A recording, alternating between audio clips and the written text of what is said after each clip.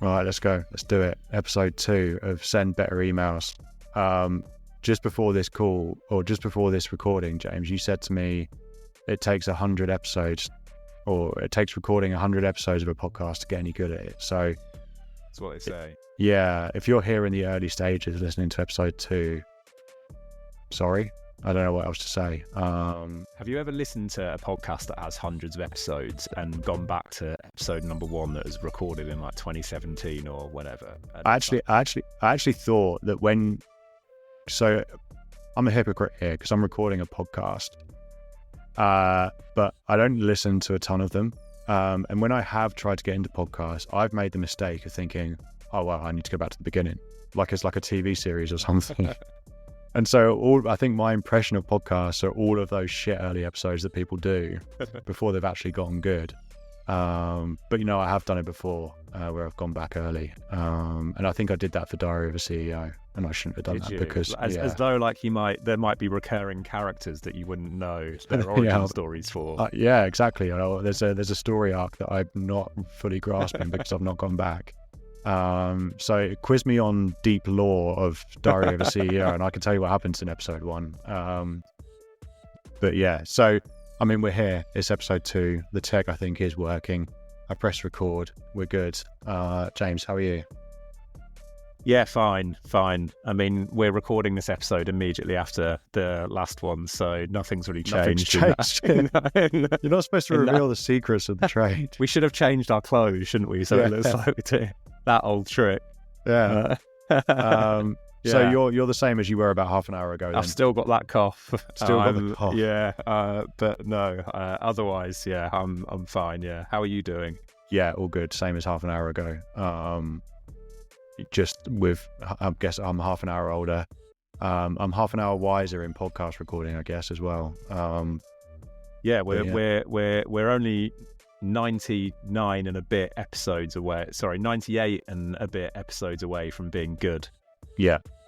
And it was 99 the first episode, so... Yeah, I can't wait. I mean, if we're going to do weekly, that's 2 years. Yeah. Before we're any good. Yeah, but we're going to record all 99, like, during this session. Yeah. So it's fine. And if nothing else, if we're doing years worth of podcast content, we'll have a nice little time lapse of you just bit by bit going grayer and grayer as the podcast years go by.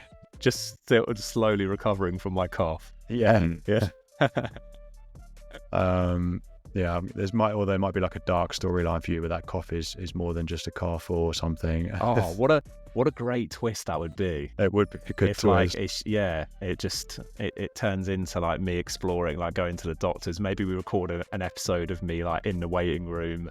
Yeah. I don't know. That could be. Yeah, it would be good for views. So if you could manifest that would be great. Anyway, no, I hope it is just a cough. Yeah, I'm sure it is.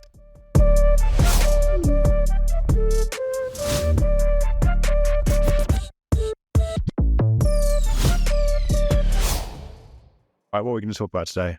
Well, last episode we talked about why most business newsletters suck, and this episode we felt it would make sense to talk about how to make them not suck. If you listened to the first episode and you thought, oh, actually that does sound a bit like me, this is the episode you listen to solve some of those problems and start sending out really good newsletters. So again, it is a little bit of a skimming over the surface sort of podcast, because we're going to talk in fundamental principles as opposed to here's how to write the perfect subject line. There will be episodes further down the line where we talk specifically about, what shape your buttons should be, or how long should your subject line be, or what time of the day should you be sending your newsletters, and all of that good stuff. But this episode's going to be those basic principles that we should adhere to when we sit down with a blank document in front of us and we want to write a good newsletter. Nice. There's no better way to start writing than just to sit staring at a blank page. And maybe one of our episodes can be how to inspire creative writing and creative thinking. And usually it involves going for a walk, and I hate going for walks. So I hate that. But you like looking out the window, right? I do. That makes me sound like I'm some really like pensive, deep thinker. When the reality is that like I'll look out the window, certainly of our office, and maybe there'll be some like fight going on outside or some drunken disorderly behavior, and that might inspire some sort of newsletter idea. We're not looking out into forests and lakes here. Yeah. Maybe that's what I should do when I'm trying to come up with my LinkedIn post. I should just go to the town centre and just be like, what's going on? What things can I see in the town centre what's it going to tell me about B2B sales or B2B newsletters in our instance? Yeah, indeed. So, okay, let's talk a little bit about what makes newsletters good then. Because we talked a little bit, for about 25 minutes about what makes them bad in the last episode. If we were to start, okay, let's start from the top. What is one thing for you that makes good newsletters so good?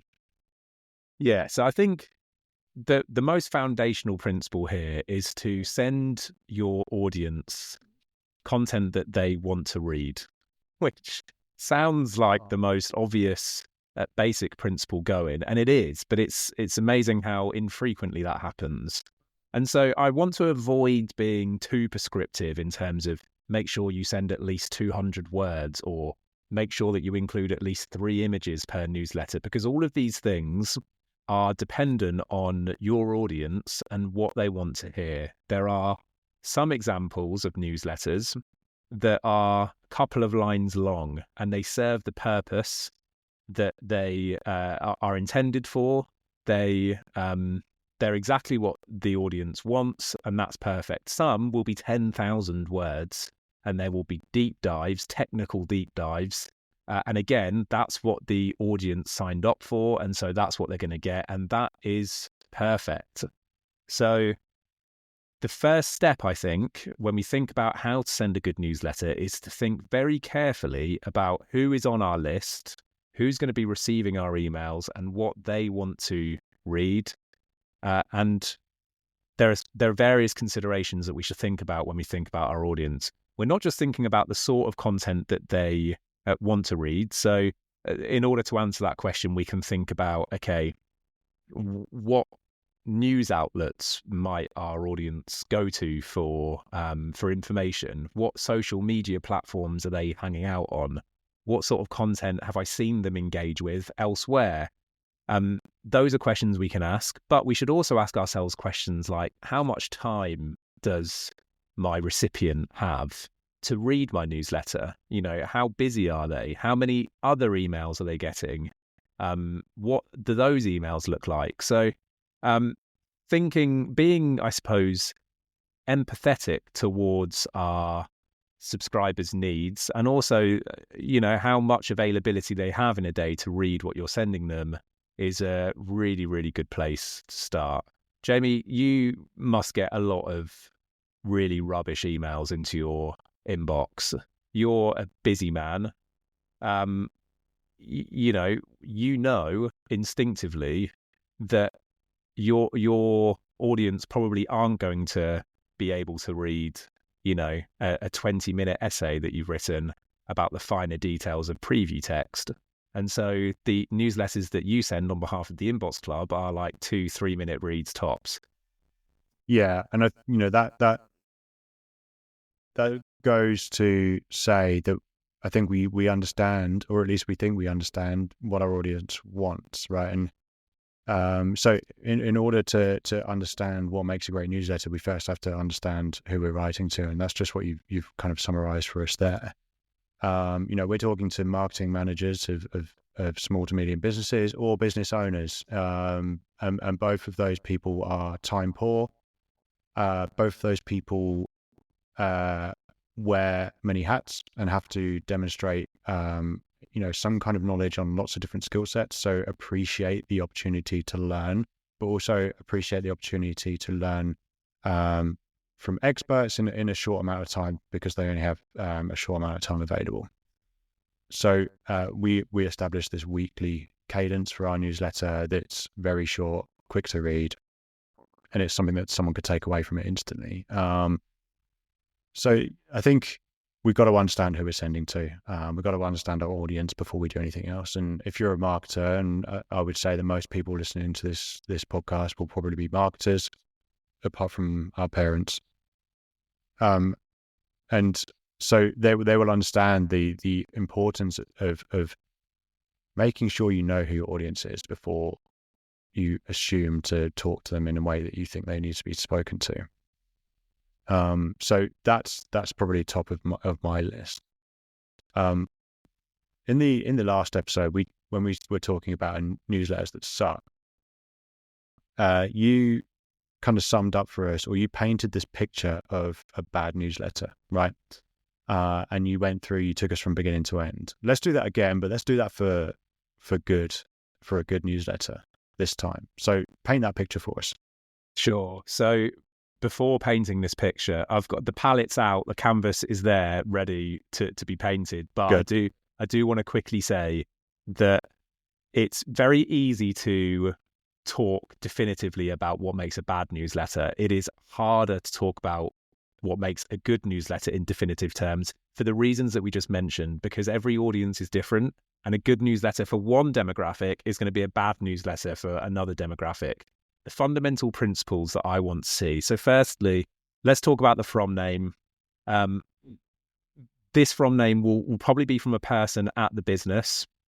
The from name might change depending on the topic of the email that's being discussed or the time of year it might be. For example, maybe in Christmas time, we add a Santa hat emoji at the end of our from name, or we say it's from James, in brackets, feeling festive, or something like that. That's a terrible example. But are you feeling festive right now? I'm not. No. No. It takes. We need to be deeper into December before I start to feel really festive. No, to be honest. I'm the same. Maybe when we get deeper into December, if we're still recording podcasts at that point, which I hope we are, we might add some festive hats onto our little names at the bottom or something. I don't know. Jamie, I don't feel like I've ever seen you feeling festive. No, I'm one of the most infestive. That's not the right word, is it? Infestive sounds like you've got some sort of disease. Yeah. Unfestive. Unfestive is probably the right word. Yeah. I am one of those. I'm a bit of a Scrooge, to be honest. You're actually escaping the country this year. Yeah, I am. Yeah. So, I mean, Christmas is for the 24th to the 26th. Let's keep it in that window. For me, let's keep it there. Otherwise, it's too much for me. If you happen to be sending an email during that time, which you probably shouldn't be, engagement's not going to be great, but no. Include a Santa hat in your from name and you'll be laughing.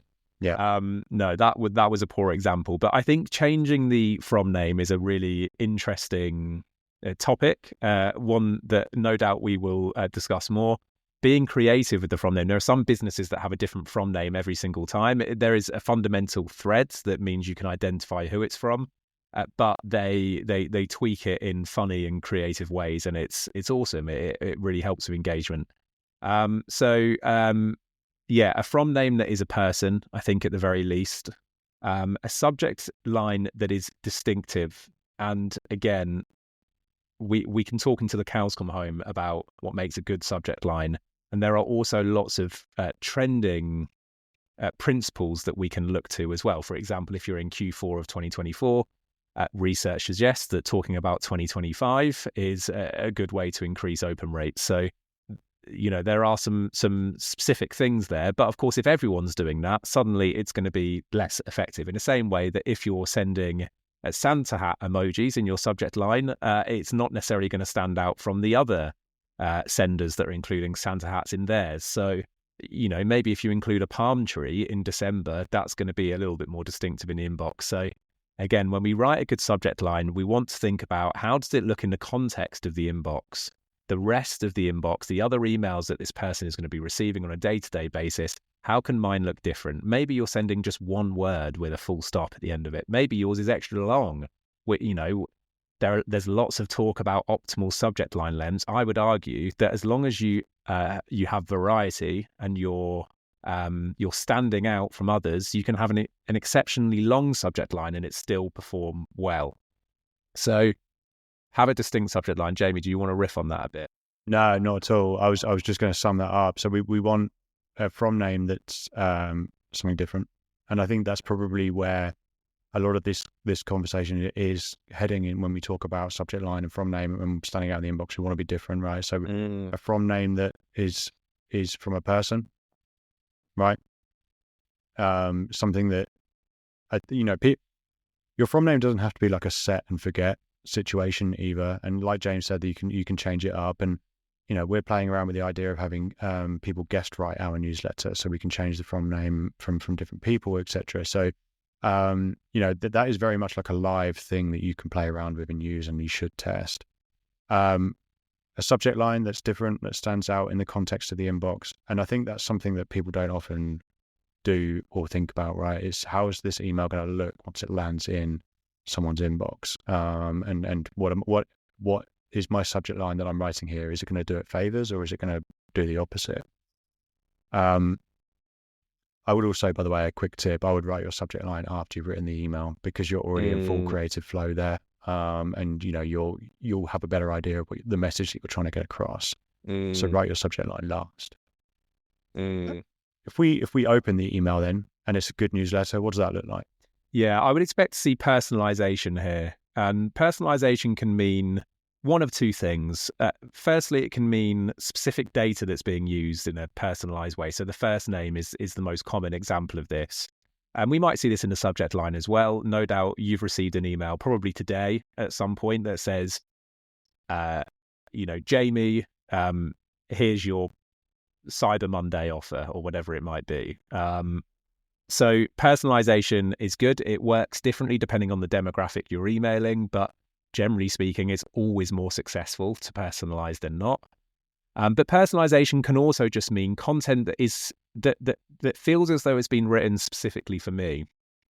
And so it might be, for example, that I'm subscribed to a newsletter that knows that I run, or co-run, should I say, because Jamie is on this podcast, an agency, and therefore the content that I'm receiving in this email is specifically for agency founders, and that isn't that's personalization that can be scaled, but it still feels like I have been thought about when the sender has written this email, and I'm keeping it as generic as that, Jamie, because like I said, it can be incredibly variable in terms of what makes a good email. But again, I want to feel as the recipient like the newsletter has put my needs and my interests before their own, before the sender's own. So I don't want to be reading an email that's talking about the business, that's all we.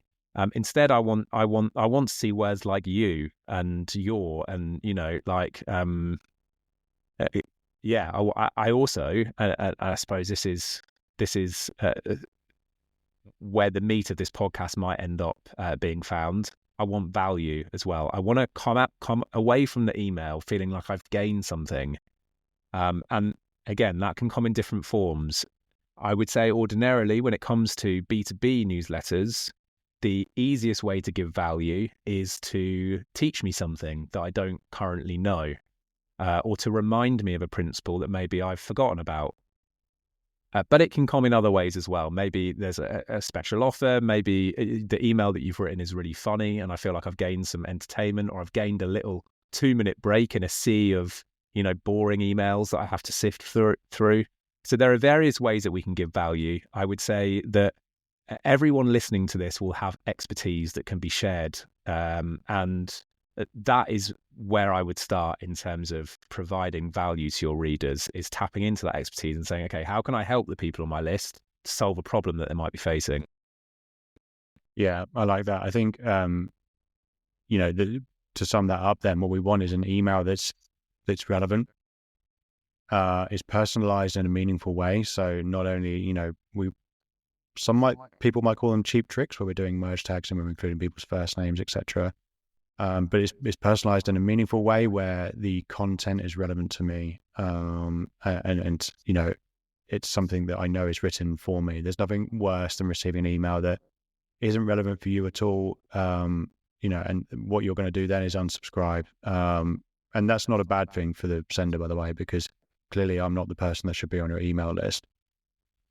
And then we want some value, right? We want to be able to, especially when it comes to B2B, we want to be teaching something. We want to be offering insights. We want to be offering some thought leadership. And so those are the kind of things that we might expect to see when we are opening these kind of B2B newsletters that are great. If we have a quick look at, because one thing that we didn't touch on in the last episode about what sucks for some B2B newsletters, but I think is worth talking about here at this point is sign-up forms. Because so often sign-up forms aren't doing the newsletters justice. Because, we've just spoken about something that we've spoken about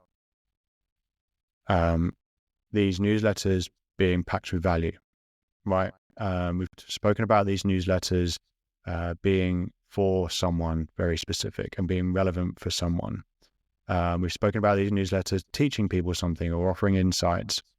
So if we are packing all of that good stuff in, surely we can do better than sign up for the latest news when we write our sign-up form. Yeah. Right? And we spoke a little bit about the newsletter having a proposition in the last episode. But what do you like about a good sign-up form? Have you got examples of one that you've seen that you've liked, or what would one include that was good? Yeah, I think the problem that a lot of sign-up forms face is that actually, if you're not running a good newsletter, it's very difficult to come up with a great CTA to join your newsletter, right? Because you're only as good as the content that you're sending. And so once you've solved the issue of ensuring that your newsletter doesn't suck, it's important that everything that points to your newsletter sings its praises, as loudly as it possibly can. And so I think for me, what makes a good sign-up form is something really easy. Ultimately what we need is someone's email address. We might also ask for extra data like a first name, a last name, perhaps a business that they work for. I would resist including too many fields here. There's a temptation to say, well, I can get their income, their business's profit in 2022. We don't want to turn what should be a relatively frictionless action into something that takes too much time for a prospective subscriber. So keep them simple. No more than one sentence to summarize why someone should sign up. And you've provided an example pretty succinctly there, Jamie. Something that tells the subscriber exactly what they're going to get. And how frequently they will get it, I think is what you want to do. So if you're sending a newsletter about email marketing, you would say something like a 2 or 3 minute read every week will send you one actionable tip that will improve your email marketing. That's pretty much ours, isn't it? Yeah, exactly. I think, if we were to draw on other examples here, maybe you're an accountant, right, for small, medium businesses. And you're probably talking to a business owner at that point, if you're that accountant, because you're working for small businesses. And so your newsletter might be, I'll send you an email once a week. And in that email, there'll be one actionable tip that you can use straight away to unlock more profit within your business. So it's, okay, well, I want to sign up to that because, not every tip is going to be for me, but there might be, if you're sending one every week, then, half of them might resonate with me and I might be able to, unlock more profit in my business. Similarly, if you're doing business insurance or you're a law firm, for example, that's working with, these small, medium businesses, maybe it's okay, well, we'll break down one key bit of legislation, but we'll explain it like you're 5 years old. Something that's really, for me, we're thinking about the audience there. We're thinking about a business owner that has to wear many hats, and understanding business legislation, if they're anything like us as business owners, is probably well over their head and they've not really thought about it that much. So, for me to get that weekly newsletter and it's explain it like I'm 5, that would be a beneficial for me thing for me to read. And so I think if we look at those 2 examples I've just mentioned there, those could be seen stereotypically as dry subjects or boring businesses, right? But what we're doing is then we're creating content that doesn't have to be dry or boring, because we understand the audience and why we should be, and the way that in which we should be writing to them. Yeah, and actually, what you've touched on there is the fact that if you're struggling with this, if you're struggling with that value proposition, to think about it in terms of problems that your audience might be facing. So maybe the average business owner is blind when it comes to unlocking profit in their business, and so thinking in terms of, okay, what problems might my ideal subscriber be facing, and using your value proposition as a promise to solve that problem is sort of a hack if you want to write something. I would say that it's also worth mentioning, Jamie, why we preach this stuff. Like, why is it good practice to send value? Why is it good practice to be solving these problems? Aside from just more people will engage with you, what's the ultimate benefit here when it comes to why we do this? Why businesses ought to be sending newsletters that don't suck? The ultimate benefit, hopefully it's the same one that you're thinking of when you asked me that question. If it's not, then you can certainly add yours, and we can battle over which one is the ultimate one. Yeah. But I think you want to demonstrate expertise. You want to you want to build familiarity and trust, and by paying it forward, by doing this almost no agenda marketing where you're giving free value away. Is it free if you're exchanging it for your email address? That's remains to be seen, but it's not costing them anything, and it's actively improving their lives, right? And so what we want to do is we want to build this relationship with our subscribers, and that's what sending those types of newsletters does.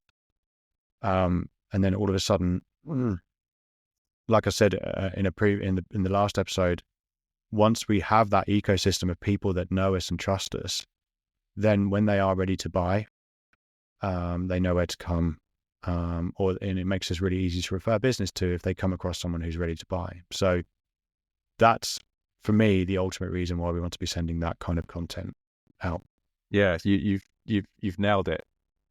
I mean, you've nailed it insofar as that was my thinking as well. And I think that's important to clarify, because when Jamie and I talk about these best practices, it's not because of some sort of charitable endeavor where we're just like, like subscribers need to be treated better.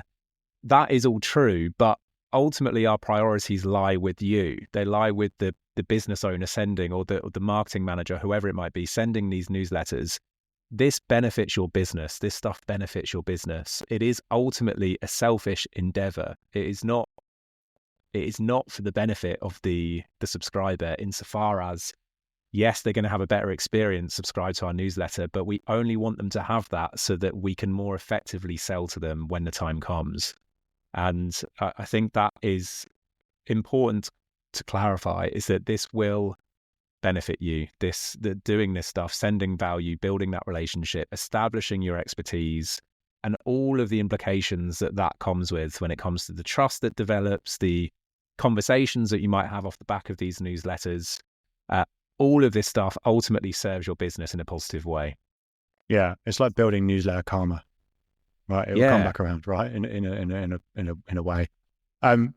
Okay, we're aligned on that. That's good. Should we test how well we're aligned? Should we? Because we like to do a hot take. I think we're going to do a hot take in every episode. Should we say our hot takes at the same time and see if they're the same? I need a moment to. I used my hot take in the last one that would have been ideal for this. Oh yeah, but you have to come up with a different one. You can't repeat yourself. So if I count down from 3, let's see if we say the same thing. Okay, all right. We definitely won't. This is horrible. I can't imagine if we do. Imagine if we say the same thing. Okay, 3. Hang on, just to clarify, one thing that. Yeah, one very short and snappy thing. Make it like 3 or 4 words. Okay, you ready? Yes. Okay. 3, 2, 1. Send Provide valuable value. content. Oh, there we go. We did. Okay. Mine was more concise, so I win. Yeah. Okay. Yours is the ultimate hot take. You can win that one. I don't even know if that would have come out clearly in in the recording or That's whatever. a good point, actually. Yeah. But we both said send valuable content, or you said provide value. Yeah. Oh, I'm so glad that worked out. Maybe we should start a business together. You know what? You might be onto something. Good. I'm glad we're like value. I think that's super important. That is a word that's one of those words that we should have a swear jar for, because I feel it's going to come up so frequently and people be banging their heads against the wall going, oh God, that bloody word again, value. But there'll be like a bingo card for this podcast, and value will be the one like right in the middle. Because we will almost certainly say it every episode. It's very, very important. Yeah, absolutely. Okay, we're over half an hour, believe it or not. So thanks for tuning into this one. Hopefully you found it interesting. I'm going to do that snazzy thing where I show the link again. If you're listening to this on audio, then you've missed this. But what it is basically the link to our website's come up at the bottom. How painful that they're missing out. I know. That's the inbox.club. There's no, spoiler alert. So yeah, thanks for listening. Catch you next time. Cheers, guys.